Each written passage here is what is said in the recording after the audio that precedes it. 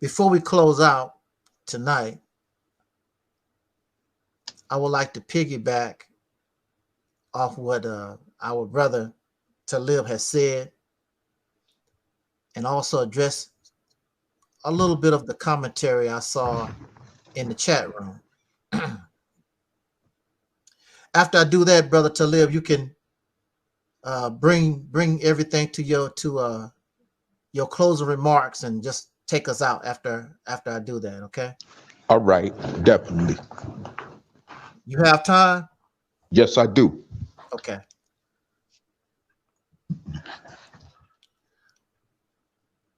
One thing that must be understood, in order for us to be successful, in order for us to begin to solve our problem once and for all, is we must become a people. We speak as though we are a people, and we're not. We're just a bunch of folks doing our thing. We have not been a people. Of course, our ancestors was not a people. They were slaves. And then these slaves were set loose, not set free. They were set loose to live or die. And they did not come together as a people. Everybody went their way. You make it or you don't. And even to this day, we are all in our little separate groups, or we are just individuals. Nowadays, it's about individualism. We don't care nothing about groups. A few years ago, during the civil rights era, there was a group mentality, but there was no people mentality. There's a difference. We got in our groups. There was the Nation of Islam. There was the Black Panther Party, SNCC, blah, blah, blah. Southern Christian Leadership Conference, blah, blah, blah. Everybody into their groups. And we do our own thing, like James Brown said. But doing your own thing has caused you to be in the, like Papa said, in the predicament that we find ourselves in today. Because only a people and the power of a people can change this situation. You must become a people. During the 60s, we gravitated upon the label called Black. I'm Black and I'm proud. Black, black, black, black power. And it worked for a little while. But still we was in groups because we was Black power, but I'm Nation of Islam. I'm Black power, but I'm Black Panther Party. I'm whatever. There was no attempt to be a people. There was division. There was no unity in the 1960s, contrary to popular belief. The only unity was everybody was complaining about the same problem. But there was no unity in how to solve that problem. There was no unity in becoming a people.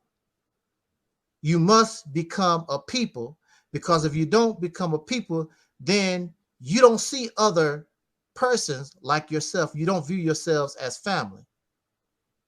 So when Huey P. Newton went to jail, there was a few people outraged. Free Huey. I don't remember or didn't hear that the Nation of Islam printed in the Muhammad Speaks, Free Huey P. Newton. We need to get Brother Huey out of jail. I don't remember that. I mean, they could have done it. I don't think the Nation of Islam did that. Huey P. Newton was in jail on his own, and those people who support Huey, they were the ones that rallied and tried to get that man out of jail. I don't remember Dr. King speaking on Huey P. Newton. Get that man out of jail. Everybody is doing their own thing, and that's what's going to keep you on the bottom, and that's what's going to seal your fate. As Dr. Claude Anderson said, you're going to be either extinct or you are going to be the permanent underclass. That's what we are on our way to being right now, because we're not a people. You must become a people. The reason why I chose Soul Brothers and Sisters as an identity, as a label, because under that label, all our similarities, all those things that connect us, is the foundation or the umbrella, and all these other things that we identify with can go under that umbrella. So I'm a soul man, I'm a soul brother, but I'm Nation of Islam. I'm a soul brother, but I'm Moorish. I'm a soul brother, but I'm Christian. That's the way it was under Black Power. That's the way it was under soul in the 1960s. All these things under one umbrella. And quite truthfully and honestly, using soul power, using soul is more better than Black, because it takes you out of the race crap, because we are more than race. The problem with race is the reason why we're in the condition that we're in. Black was chosen to be targeted, to be oppressed. It is the reason. Black is the reason why we are suffering the way we are today. Why would you want to hold on to something that caused you oppression, and you think that that something is going to free you, relieve you of that oppression, when Black, something that you did not create, a European creation, Black is a racial construct created by Europeans in the late 1700s. And this we know, but we hold on to these labels. You should not want to be or have any kind of relations with anything outside of yourself that you did not create. Those things that would cause your victimization. You should not want that. So when we say soul brothers and sisters, I don't know the origins. I don't know exactly where it comes from. I am very sure it has religious connotations or whatever, but it came from us. It came from us. It did not come from Africa, did not come from China, did not come from Asia. This is something that belongs to you and me. It's us, and we can define it however we feel it should be, because it's mine. It's ours. And you take that identity and then you unite under that and rally under that one identity that put us all under one umbrella, so we can become a people. If you don't become a people, you're not going to solve anything. It's not going to happen. Like I said, you can be a Christian, you can be a Moor, you can be a Muslim, you can be anything you want to, but you must become a people. You must become a people first. If you cannot become a people, you're done. It's simple as that. And maybe you are African, because Africans are divided. If it was not for the division of Africans, the Arab or the European slave trade never have happened, but they don't see themselves as a people. They were in their own nations and their own tribes. And you see what happened to a whole entire continent.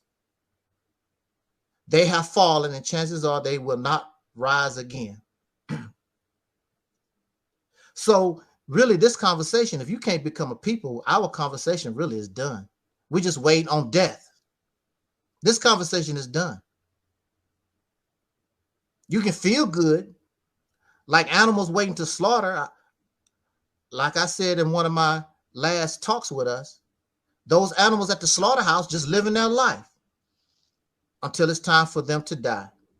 They just living a life, eating grass, cock-a-doodle-doo if you're a chicken, until it's time to go to the slaughterhouse and get your head cut off and sliced up and whatever. But until then, the animals act normal, like nothing's gonna happen. That's how we do. We just act like nothing's happening. We act normal until it's time for the slaughter. And it's just a matter of time before the big slaughter. You think you're upset now. You're not really that upset, but the big slaughter is coming. I don't wish to be around. Some of y'all younger brothers and sisters, you might experience that and see that, but it's coming because you have not prepared. You are in a slaughterhouse waiting for the slaughter, but you're comfortable like those animals at the slaughterhouse. I don't know how many of you ever been to a slaughterhouse. I know right there in Nebraska, there's a lot of slaughterhouses. And if you ever go to those slaughterhouses and just watch the animals, they're not tripping off the fact that in a few days or in a few hours, they're getting ready to die. That's why they are there, to be slaughtered. We don't become a people, we're going to be slaughtered. It's just a matter of time. We must become a people so we can rally, so we can see ourselves as family. We don't see each other as family. A lot of us are individuals. I got mine, you get yours. That's the kind of mentality we have. And as groups, that's how we think as a group. I'm a Pan-African. And you hear this from Guye in Nollywood all the time, that crazy Pan-African fella. I'm not looking to get everybody, because you know you can't get everybody, because what you're talking about is divisive.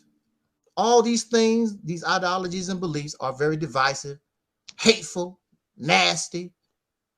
You don't have no care about a people. You only care about your group. When you care about your family, when mother goes to the store and buy food for her family, and her husband are good parents, you have to consider, well, little Bobby don't like peas. Little Susie is allergic to peaches. You have to take in consideration all your family members. But then you have abusive parents. If I put it on your plate, you're going to eat it. And that's the mentality or the mindset many of these people who claim they love us, that's what they have. Whatever they put on our plate, we're supposed to eat it. Abusive people, nasty, not considerate. They don't see you as family, just see you as some kind of tool to be used. So we must become a people. If we don't become a people, we might as well just, it's the end. There's no more reason for us to continue this talk. That's the purpose of the Mississippi campaign. It's an activity. If we implement it and we work together, that activity will cause you to become a people, because you're doing something, especially when it's successful. You be like, wow, I'm different from you, but look what we did together. And I'm a Muslim, I'm a Christian, I'm gay. It don't make any difference. I was homeless. I was 2 years old. But look what we did together in our differences. This is what we have to understand. You must become a people. Another thing that really mess us up is many of our groups, our leaders or whatever, they are in a rush to be international. I want to be internationally known. I hear Dr. Umar Johnson, I've been to Africa. I've been all over the world. They want to say those things.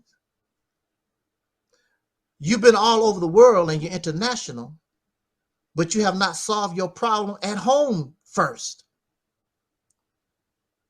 Brother Taalik was talking about Minister Farrakhan and the Nation of Islam. Perfect example. Well, you see, we have temples all over the country. We have temples in St. Louis and New York and New Orleans and Houston and Los Angeles, and we got temples in Ghana and the Caribbean. But look at Chicago. Look at Chicago. You have not done it. You have not healed, made no. Your headquarters in Chicago is in shambles. But what if you took that energy that you're using to go all over the world and concentrate to get Chicago right? So Chicago can be the example. So Chicago can be that light. Now you got something going on. But we're so in a hurry to be famous. Look what I got. I'm all over the world. But look where you live. Look at your headquarters. So in a rush. There are people, back in the day in the 60s, there were people who became leaders. That was not their intent to become a leader. They was just wanting to solve their problem. Dr. King didn't ask to be a leader. He knew he was being raised to be the leader of a church, but not of a movement seeking justice for his people. He didn't ask for that. Malcolm didn't ask for that. He didn't ask to be for a leader. And so in 2022, we have people, they want to be leaders. They really don't qualify, but they like the idea because of the women and the money, all those things that come with leadership. But nobody really ready for a bullet. And they really don't have the skills and they don't have the vision in order to be a leader. But people gravitate toward them because they're charismatic and they sound like they know what they're doing. And they offer you the same usual feel-good rhetoric that we're used to hearing.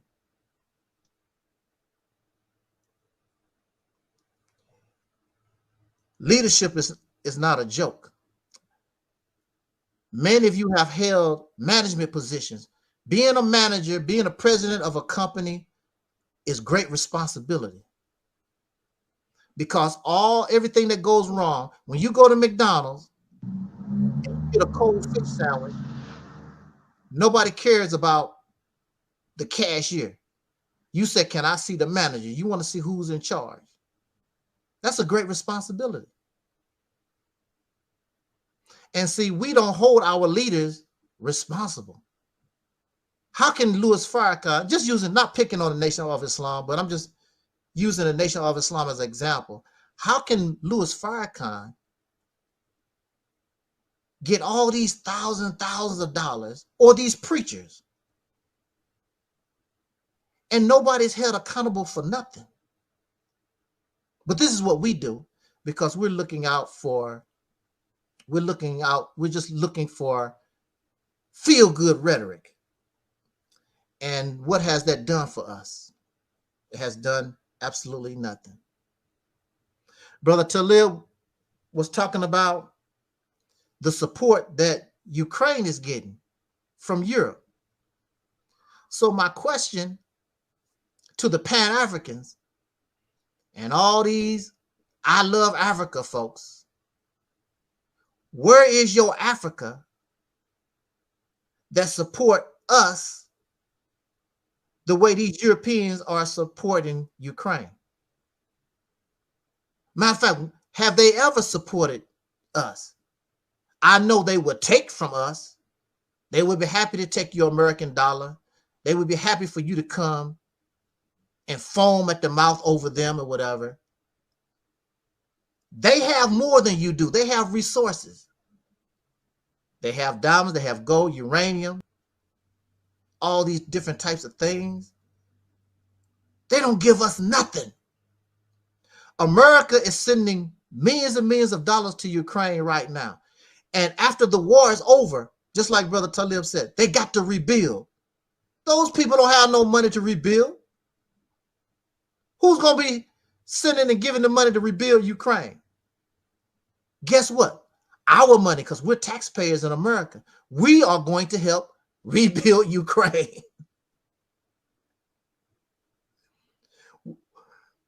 What is Africa doing for us? Where are the African nations sending money to help the so-called Negro in America? Now or ever.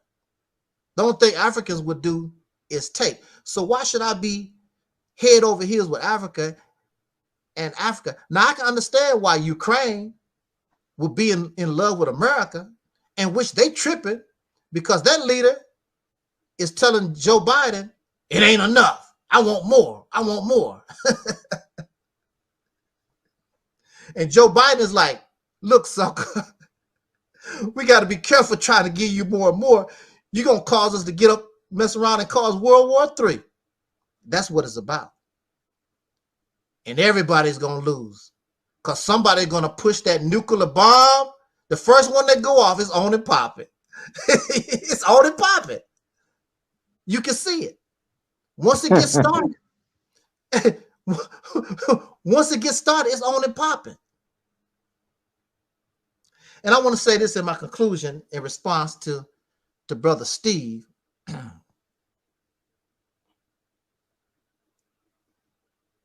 Let me find that comment because he said some things here. Let me see if I can find this one particular comment real quick. Who was way up there? Okay, good brother Steve says, it's really game over for Black people, but maybe a small group of us can work among ourselves in a gated homestead community somewhere. I wish you just hit the link, brother Steve.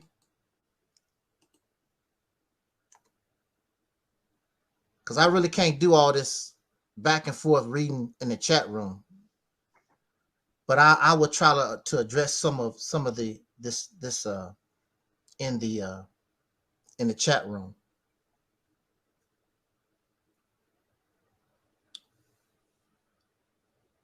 He says it's really game over for Black people, but maybe a small group.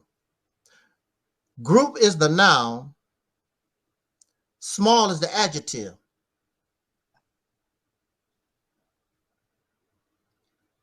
Small is not going to get you nowhere. Make you feel good, but it's not going to get you nowhere. If we can't do it as a people, and it's going to be hard as hell as a people, a small group ain't got nothing coming. You can't escape death. You can't run and hide. What make you think that you're going to do better? What are you going to do better as a small group when you're dealing with people that's way larger than you that can take you out anytime they feel like it? And that's including other undesirable Black people, like you say, in your small group. How long you going to hold out? How long is your little water going to hold out? Your little guns? Whatever you think that you can do in your small group, how long is it going to hold out? The only chance we got is as a people. A small group in this situation is not going to do you no good at all. That's just the reality of it. Good brother Steve says we need to separate from the undesirables.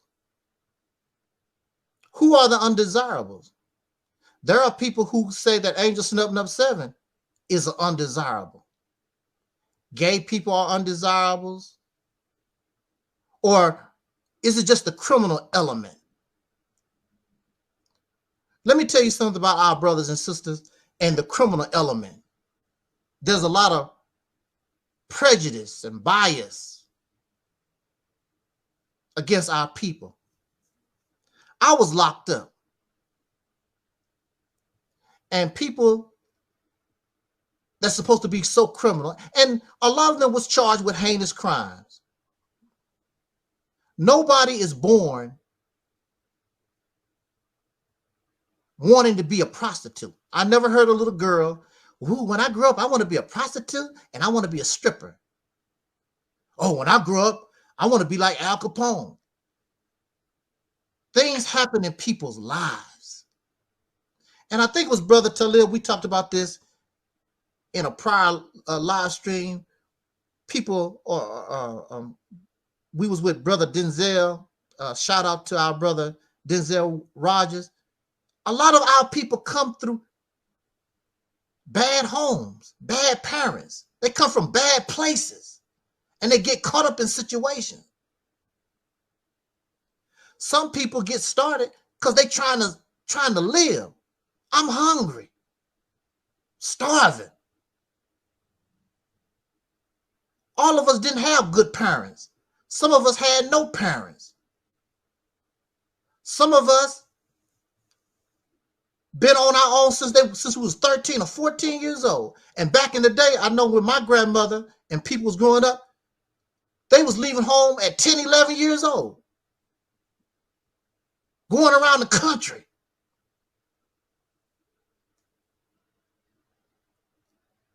This is why we have to become a people so they can have that support system, so people can know that somebody loved them, somebody cared for them. That's why they join gangs. That's why a lot of people, they don't have any support. They don't have any family. That's why we get caught up in these things. What's an undesirable? An undesirable could be a Christian. I don't want to be around no Christians. They believe in that old stupid white man Jesus. That's an undesirable. Who is an undesirable? Who dictate who is an undesirable and who's not? You could be, good brother Steve, an undesirable. Oh, you don't believe in God. You're undesirable. You married to a white woman. You undesirable. Who determines who's an undesirable and who's not? This is what I'm saying about these groups. The group mentality, the individual mentality. I got mine, you get yours.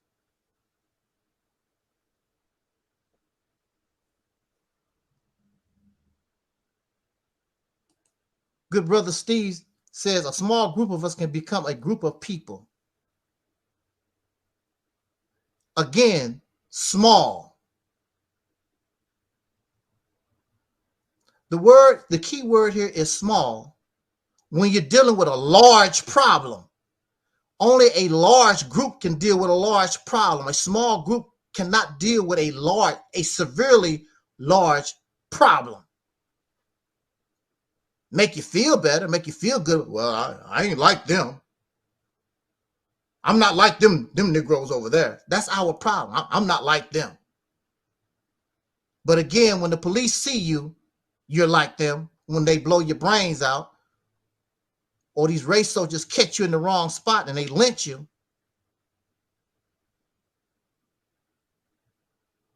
we have to become family. We have to become a people. And sometimes we have to just bear with one another. You have to understand other people's situation. We have to have compassion for one another. A lot of people come from bad places. When I was locked up, because I listened to a person's story, I had grown big men. They wanted to tell somebody their story. They never had nobody to listen to them. And I just listened. I didn't even say nothing. And they would come and just sit there and just talk. Man, when I was little, and they just tell me their whole life story. Why are they telling me their life story? Because I listened to them. Sometimes people just need somebody to talk to, and they think that person care about them.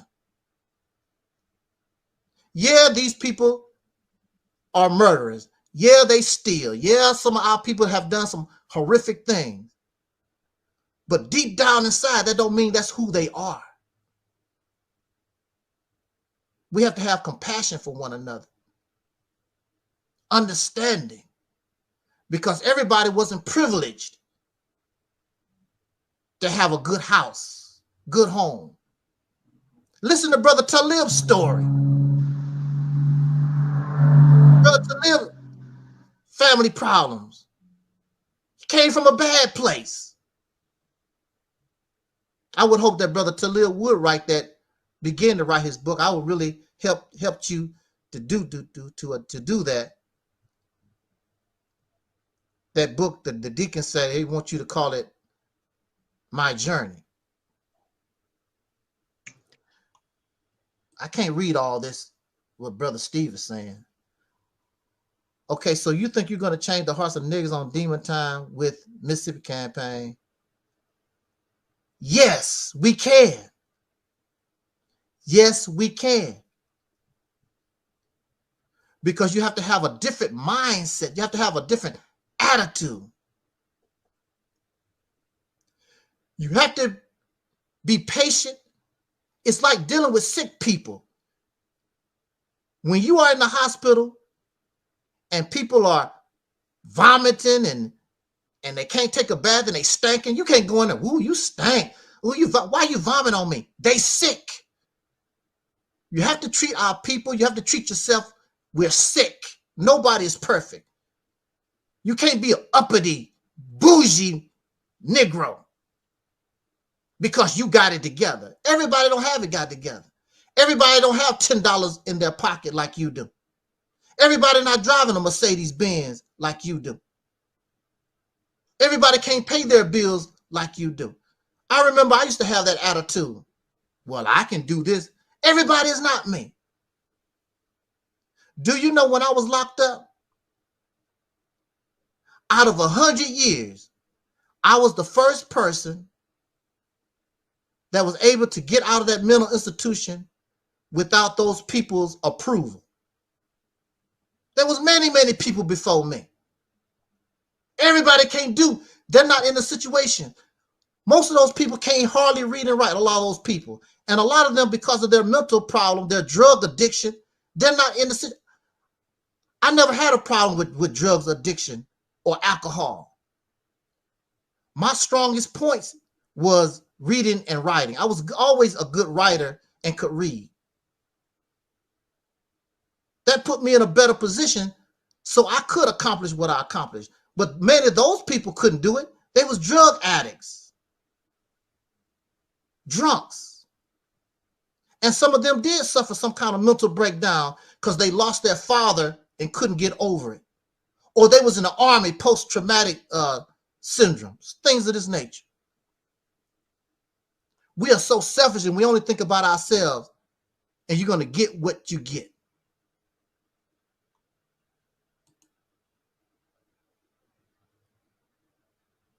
Good brother Steve says separation.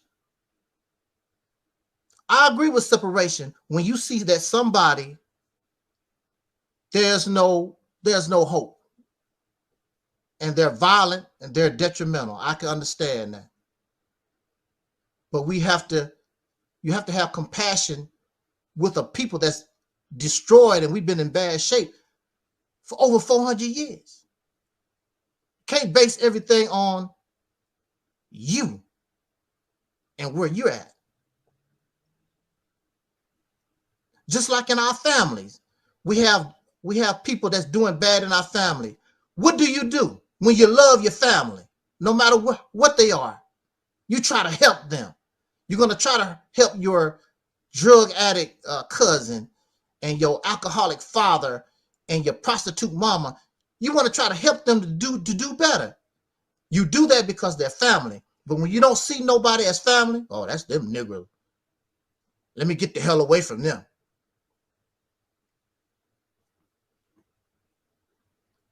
That's our problem. We have no love for nobody. We don't believe in giving somebody a chance.